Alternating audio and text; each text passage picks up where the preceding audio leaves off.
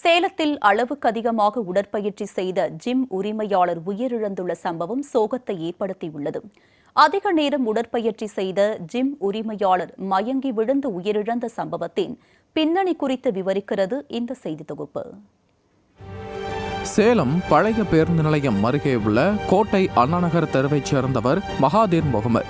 இவர் தாதுபாய்குட்டை பகுதியில் உதிரி பாகங்கள் கடை நடத்தி வருவதோடு உடற்பயிற்சி நிலையம் ஒன்றையும் நடத்தி வந்துள்ளார். இந்த நிலையில் சம்பவத்தன்று மாலை மகாதீர் முகமது ஜிம்மில் உடற்பயிற்சியில் ஈடுபட்டதாக கூறப்படுகிறது. அவருடன் உடற்பயிற்சி செய்து கொண்டிருந்த பலர் உடற்பயிற்சியை முடித்துக் கொண்டு சென்ற நிலையில் இவர் மட்டும் தொடர்ந்து உடற்பயிற்சியில் ஈடுபட்டதாக கூறப்படுகிறது.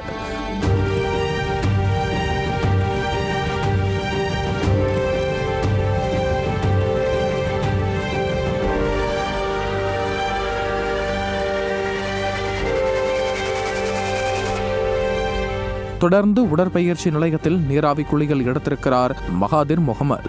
இந்த நிலையில் இரவு 9 மணியளவில் அவரது தாய் அவருக்கு தொலைபேசியில் தொடர்பு கொண்ட போது மகாதீர் முகமது அழைப்பை ஏற்கவில்லை என கூறப்படுகிறது. இதனால் சந்தேகமடைந்த குடும்பத்தினர் ஜிம்முக்கு சென்று பார்த்தபோது அவர் நீராவி குளியல் அறையில் மயங்கிய நிலையில் கிடந்துள்ளார். இதனையடுத்து கண்ணாடியால் செய்யப்பட்ட குளியல் அறையை உடைத்து மகாதீர் முகமதுவை மீட்ட போது அவரது காதில் ரத்தம் வந்திருப்பதை கண்டு உறவினர்கள் அதிர்ச்சி அடைந்தனர்.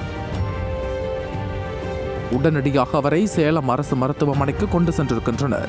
அங்கு அவரை பரிசோதித்த மருத்துவர்கள் அவர் ஏற்கனவே இறந்துவிட்டதாக தெரிவித்துள்ளனர். இதனையடுத்து அவரது உடலை உறவினர்கள் வீட்டிற்கு கொண்டு சென்றுள்ளனர். இந்த சம்பவம் குறித்த தகவல் அறிந்த செவ்வாய்ப்பேட்டை காவல்துறையினர் வழக்கு பதிவு செய்து ஜிம்மில் ஆய்வு மேற்கொண்டதோடு அங்கிருந்த சிசிடிவி காட்சிகளையும் ஆய்வு செய்தனர். இந்த நிலையில் மகாதீர் முகமதுக்கு உயர் ரத்த அழுத்தம் இருந்திருப்பதும் அளவுக்கு அதிகமாக அவர் உடற்பயிற்சியில் ஈடுபட்டதால் மாரடைப்பு ஏற்பட்டு இறந்திருப்பதாக மருத்துவ பரிசோதனைகள் மூலம் தெரிய வந்திருப்பதாக போலீசார் தெரிவித்துள்ளனர்.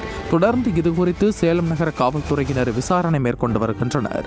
ஜிம்மில் ஒரு ஒர்க் அவுட் செய்த பிறகு இடைவெளி இல்லாமல் அடுத்தடுத்து ஒர்க் அவுட் செய்யக்கூடாது என ஜிம் பயிற்சியாளர் விஜய் தெரிவித்துள்ளார்.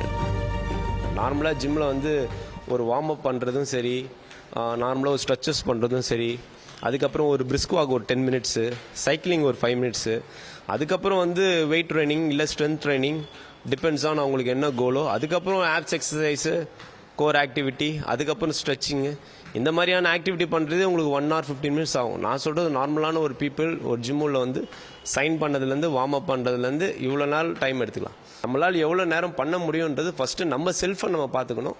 அப்படின்னா கோச்சை கன்சல்ட் பண்ணணும். மேலும் புகைப்பிடிப்பு மற்றும் மது அருந்தும் நபர்கள் உடற்பயிற்சியாளர்களிடம் தங்கள் குறித்து உண்மையான தகவல்களை தெரிவிக்க வேண்டும் என்றும் புகைப்பிடித்தலையும் மது அருந்துதலையும் படிப்படியாக குறைத்து வளமான வாழ்க்கை வாழ முடியும் என அறிவுரை வழங்கினார். ஸ்மோக்கிங் பண்ணுறவங்க ஜிம்முக்கு வரணும்னு நினச்சா கண்டிப்பாக வாங்க. உங்களால் அதிகமாக per day 10 or 20, 5 or 6 whatever நீங்கள் எப்படி அந்த ஸ்மோக்கிங் ஹேபிட் இன்க்ரீஸ் பண்ணிங்கன்னு தெரியல. பட் நீங்கள் ஜிம்முக்கு வாங்க.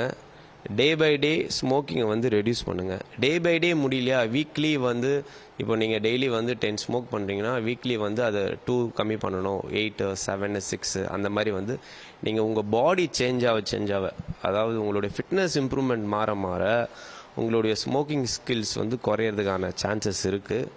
நீங்கள் அதுக்கு ஃபஸ்ட்டு ஒரு ஜிம் ஜாயின் பண்ணுங்கள். உங்களுக்கு என்ன பேட் ஹேபிட்டோ ஓப்பனாக ஆல்கஹாலிக்கா இல்லை ஸ்மோக்கிங் ஸ்கில்ஸா உங்களுக்கு என்ன பேட் ஹேபிட்டோ ஓப்பனாக நீங்கள் கோச்சுக்கிட்ட கன்சல்ட் பண்ணிங்கன்னா அவர் எப்படி இதுலேருந்து வெளியே கொண்டு வர முடியும், கிராஜுவலாக எப்படி பண்ண முடியும். நீங்கள் சடனாக டோட்டலாக ஸ்மோக்கிங் ஸ்டாப் பண்ணால் திருப்பி ஸ்டார்ட் பண்ணுங்க. ஸோ கிராஜுவலாக கம்மி பண்ணிவிட்டு நீங்கள் ஃபிட்னஸை ஸ்டார்ட் பண்ணுங்கள், அதுலேருந்து வெளியே வந்துடுங்க.